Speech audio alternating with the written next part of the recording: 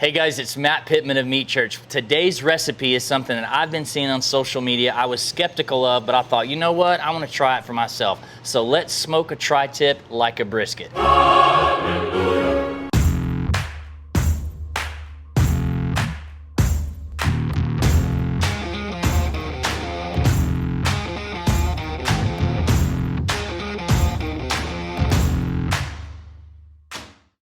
So why in the world would I want to do this in the first place? I've been seeing tri-tip smoke like a brisket on social media, and there's mixed reviews, and people will do this and people will chime in and be like, "What, you shouldn't do that, wasting your time." There's only one way to find out.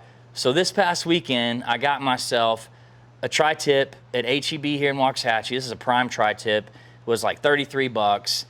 And I smoked this one tri-tip on my 529-gallon offset smoker to go as traditional Texas as possible with post oak.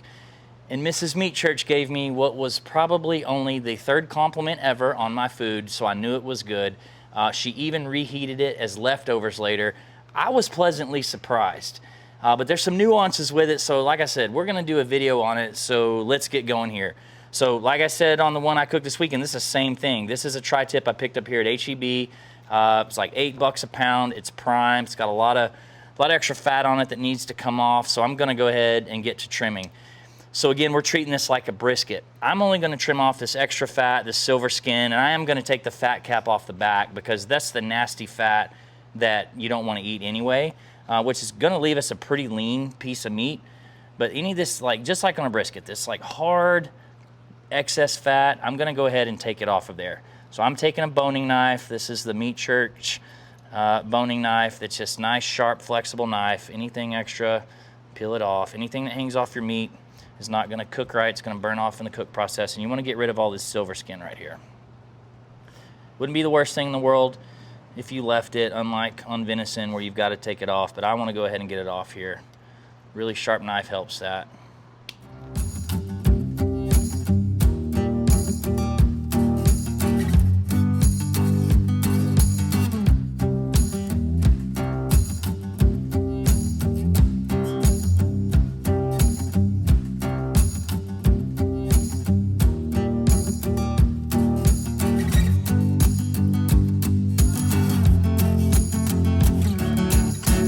Got the tri-tip trimmed. I want to show you something here in its raw stage.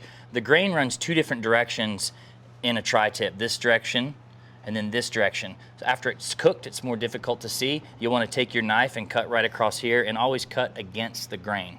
But let's season this now. Again, very traditional brisket for us. Let's just season it with our holy cow, which is salt, pepper, garlic. Season it with whatever you want, but if we're doing this like a brisket, I'm gonna use our brisket rub.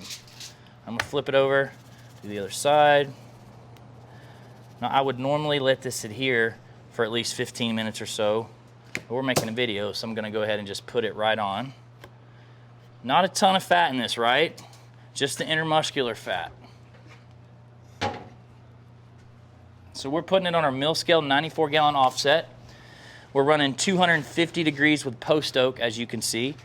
I'm gonna get a glove, and I've got another one that's been cooking here for 3 hours so that I don't make you wait around for 3 hours for this entire video. So this one's been smoking again, 250 degrees with post oak. Let's take a look at that. Look at that beautiful color. Already looks great. Mahogany, it's building some bark. This is probably in the 160s. Yeah, 164 with my thermopin here in the thick part. So we're gonna go ahead and wrap it. So here was my thought. When you go to wrap a brisket in Texas, I normally wrap in unwaxed butcher paper. A lot of people use aluminum foil, particularly in competitions. So keeping in mind that there's not a lot of fat on this, like with a brisket, you would have a 1/4 inch fat across the brisket. Since we removed everything, the only fat in this is the intermuscular fat, and so it could be difficult to keep it moist and not dry it out. So I'm gonna wrap in foil today. So I've got 2 pieces of heavy-duty foil that I get at Costco, and I'm actually gonna add something to the wrap. The first time I did this, I wrapped just like this. I wanna add a little fat into it, so I'm gonna put some butter in the wrap. this is gonna be my fat that I bring in. Butter is very common in competitions. If you didn't wanna use butter, then you could use, you know, a broth, any kind of liquid that you want, just to give yourself a little more moisture.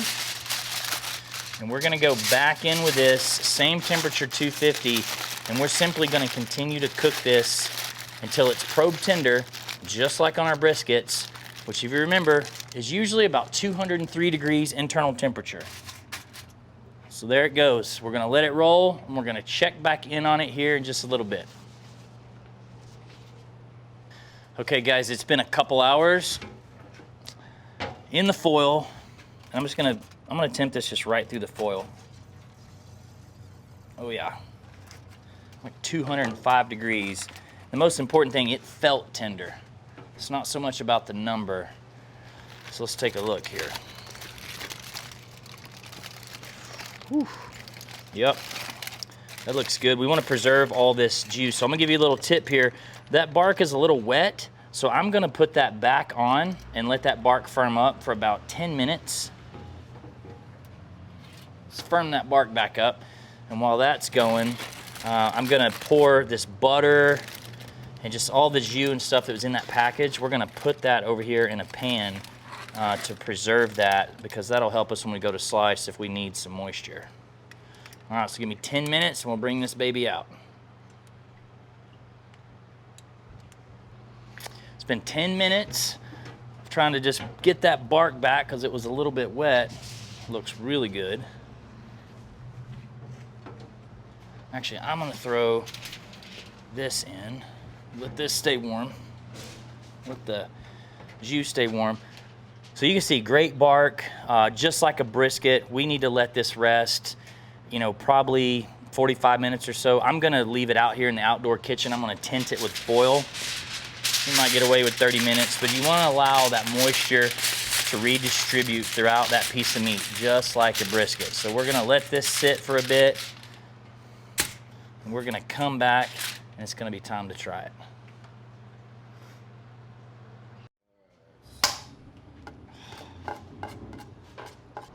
This tri-tip's rested, nothing left to do but to eat it. All right, let's just get right in here. Look at that. Great smoke ring off the mill scale 94-gallon offset. Looks like a brisket.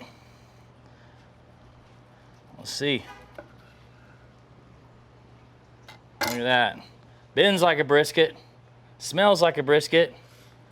Pops like a brisket. Tastes like a brisket.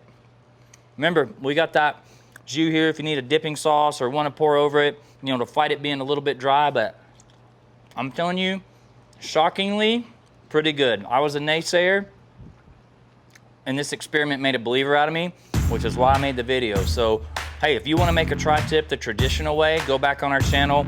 We dropped a video on how to, you know, grill a tri-tip. We got lots of brisket videos. But man, I think you ought to give that a shot. Normally cooked to 135 degrees, and we took it 70 degrees higher today and turned out pretty dang good. So I'm proud of it. But if you like this video, please like and subscribe, share this out, tell your friends about us, and we'll see y'all next week.